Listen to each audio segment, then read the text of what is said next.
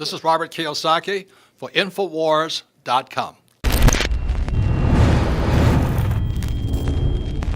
Millie Weaver reporting for Infowars.com. We're here in Bozeman, Montana at the Red Pill Expo with a very special person. Now, he was one of the speakers. This is Robert Kiyosaki. Right. Now, Robert, you did a great job on your speech, but I really have been dying to ask you, what advice would you give to millennials that are struggling financially?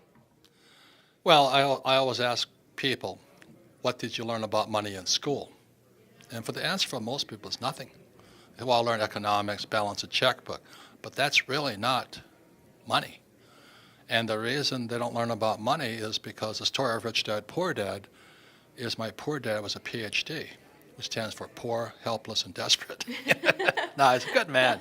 But as you know, they don't learn much about money. And see, my father knew nothing about money. And that's the problem. So we have all these academic elites, like Obama and Hillary and those guys. They run the country with no financial education. Well, I have always found it so bizarre that in school they don't even teach people how to do their taxes. Yet, you should know something about taxes because as an American you're required to at least file taxes for the most part. But, Robert is the author of many books. Can you tell us about some of your books? Well, Rich Dad, Poor Dad is it was on the New York Times bestseller list for almost 7 years, plus 3 other books. It was four in the top 10. And I flunked out of school because I can't write. I'll mention that. But anyway, they yanked it because they didn't like a capitalist book being on their bestseller list. But if you look at Publishers Weekly, my book, Rich Dad, Poor Dad, is still number 3 to number 1. But the New York Times will not recognize it. And I think that's kind of telling about the media and what's really going on, is because most journalists are like my poor dad, very smart people. I think they mean well, but without financial education, they have to take a point of view that the rich are evil and greedy. The rich don't pay taxes. And America was born as a tax-free nation. And now they think paying taxes is patriotic. So, our problem is our leaders have no financial education. That's why we're going broke. They're a bunch of crooks. Do you think that a lot of the reason that so many wealthy business people like Donald Trump, that they're not paying taxes? Well, I know you showed that amazing model and how there's two different sides and they're thinking obviously on a different level. But do you think that it could be partially because they have the means to hire tax attorneys and accountants and people that are so aware of all of this? Absolutely. Business is a team sport. In school, I was a C student, and I always sat next to the A student. That's called cheating in school. But in the business world, that's called smart business procedure. Right. So I hear people complain about the bureaucrats. My poor dad, most of my family are bureaucrats, highly educated bureaucrats. And they complain about them. Man, any businessman can kick their butt. Financially, you know what I mean? Yeah. So when I hear somebody complaining about the bureaucrats, I'm going, boy, you must be Pee Wee Herman or a wimp or something. So when I go into a meeting with the IRS, I just go with my accountants and my attorneys. And we have a nice discussion on tax law. And that's how I got smarter as an entrepreneur, because I'm not a very smart guy, academically. But my accountants and my attorneys educate me, and they're not mean, they're smart, they're tough, they know what they're talking about. So that's how I got smarter. Now, if you're an employee, you don't need accountants and attorneys because there's nothing an accountant attorney can do you for taxes. You get one of, I think, a W-2 or something, and you wonder where the money went every time you look at your paycheck. An accountant can't help you. So that's why going to school, getting a job from a financial point of view is really a bad advice. Well, we've seen how a lot of these college kids, they're taking out these huge loans to go to school, and then we're seeing how their degrees are being lower and lower valued as more and more people get them because they can all get access to these loans. What do you think about that situation? What would you advise students thinking about going and taking out a big college loan? Well, as I always say, there's good debt and bad debt. And good debt is debt that makes you richer, and bad debt is debt that makes you poor. Like you buy a house, that's bad debt. Credit card debt is generally bad debt. Car is bad debt. Whereas if I borrow money to buy real estate, it makes me rich. So that's good debt. So if a kid goes into school, they take out the student loans and they frivel it away, and then they don't graduate. That's when that student loan becomes an albatross around their neck. So before a student takes out a student loan, they'd better be really sure they want to graduate. Because if they don't graduate, and graduating is doesn't save you, but you're a little better off. If you drop out, you're finished. That's the tragedy. So it really is a huge risk to take out a student loan. And we're seeing a lot of these millennials falling into that, and now we see them thinking about communism. What would you say to people thinking that communism is the solution for how things are in America right now? Well, I'm afraid because there's little financial education, people don't know what a communist is. See, most people who work for the government who believe in equality for everybody, which is noble, it's a noble. You want everybody to share the wealth and everybody should have equal, that's communism. But it actually comes from the heart. And they don't know what communism is.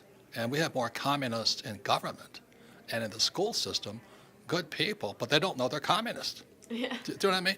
They're just good people. My whole family leaned left. They're good people. They don't understand why I have hundreds of millions of dollars and everybody else is starving.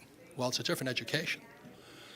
So they want me to share my wealth, which is communism. They want me to give, take from the rich and give to the poor. That's communism. If you support that, that's fine, but I'm a former U.S. Marine, 2 tours in Vietnam. I didn't fight for communism. I fought for capitalism. That's the difference. And we've seen how Donald Trump obviously has the rich dad mentality. I mean, he is so successful and he's a very savvy businessman. And I think that's why a lot of people were so curious to see how he would do as the president, let's see if a businessman can actually do a better job running the country than a politician or a bureaucrat, so to speak. So you said you know President Trump, and it seems like you knew him pretty well. What can you tell us about him? Well, first of all, he and I wrote 2 books together. I'm the only other person that shared the cover, and we're supposed to write the 3rd book, except I said, hey, it's time to write the 3rd book. He goes, I'm sorry, I'm running for office. I said, good luck. No, he is a fantastic man. You look at the man through his children. His children are magnificent. And they're fantastically, they're polished, smart, savvy, well-disciplined. But in dealing with Donald, he's straight, he listens, he makes a decision quickly. And I think that's his Achilles heel. Because bureaucrats, all they want is to keep their job. They're not here to get the job done. So I feel for my friend Donald. He's a great man. He has the same disease I have, foot and mouth. Or tweet and mouth, whatever you want to call it. Tweet and mouth. But, and I'm so politically incorrect. That's what he is, and it's unfortunate, Everybody said, well, stop tweeting. It's like, well, it's Donald. And people look at it as what, et tu kufufu or something he tweeted. At the same time, he went to NATO, and he said to NATO, pay up. You guys are not paying your bills. Then he went to Saudi Arabia and says, let's kick ISIS's butt, That's the kind of leader he is, but the press never covers that. And what people don't cover is that, and I'm not Republican or Democrat, I rather stay neutral. President Obama was a fellow Hawaiian, or maybe it's from Argentina, or wherever else he could be from. South America. No, he's from Africa, that's right. But anyway, he gave Iran $150 billion. Iran is the biggest exporter of terrorism in the world, next to Qatar.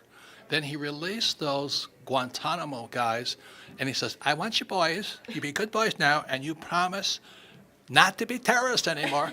Oh, yes, President Obama, we promise. And they all run to Qatar, and they were in action that afternoon. You know what I mean?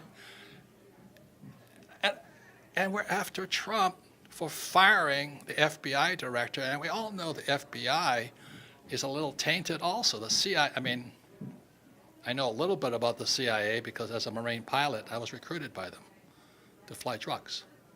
And I don't do drugs, I'm pretty straight. So anyway, our whole system is suspect right now. It's all these bureaucrats and people with their hands in the pot. And the question I ask all over the world, why does a politician go into office poor and leave rich? How does that happen? That's corruption. But nobody says anything about that. They get Trump for some goofy thing, And the trouble with the special prosecutor, because I know, because I've had one of them on my butt, this is the thing I'm afraid of because Trump's my friend, they'll find something. When I was guilty, I got accused of in the Marine Corps, and they came and they started turning over the rocks. Oh my God. Is all the things I did I thought I got away with, I didn't get away with. I just pled guilty and just get off. I was never, they let everything go.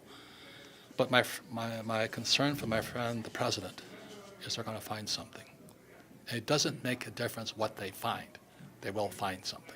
Well, that's why typically we don't allow fishing expeditions in our justice system. But of course, they're going to try and dig and dig and dig, try to illegally survey him, and so on and so forth. And we have already seen what happened with Michael Flynn. So I'm sure we'll see more. But, overall, if you just have one more thing to say about the Red Pill Expo and what you would advise other Americans out there to do to wake up and red pill their friends, what would you say to them? Well, I thought it was funny. The local media here in Bozeman calls us a white supremacist meeting. I'm not white. I had to crack up, they just label us. But anyway, the Red Pill Expo was for out-of-the-box thinking. I came here as a participant as well as a speaker because I need new ideas. I need some out-of-the-box ideas. And that's why I come to the Red Pill Expo. You come for the out-of-the-box ideas because that's what we need today. Today, America's in serious, serious, serious trouble. And all of us need to be more vigilant, not less vigilant. Well, thank you so much, Robert. And we all really enjoyed your speech. So thank you so much for giving us this time. And thank you to InfoWorlds because you guys are doing a great job.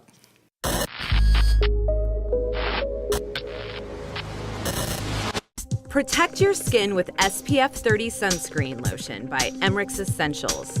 Perfect for face and body, this natural, unscented sunscreen can be worn at all times of the day whenever you need sun protection. We source ingredients from nature, producing a product free of harmful chemicals and toxins. This natural lotion contains 21% zinc oxide, which is the largest particle size used, and we do not use nanoparticles. The larger the particle, the safer it is for your body.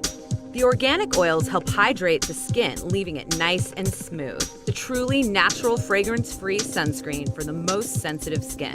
Emmerich Essentials wants you to enjoy the sun and strives to bring you organic products to enhance your life. Naturally protect your skin with SPF 30 sunscreen lotion by Emmerich Essentials. Stop exposing yourself and your family to toxic ingredients. Visit InfoWarsStore.com and learn more about the new SPF 30 sunscreen lotion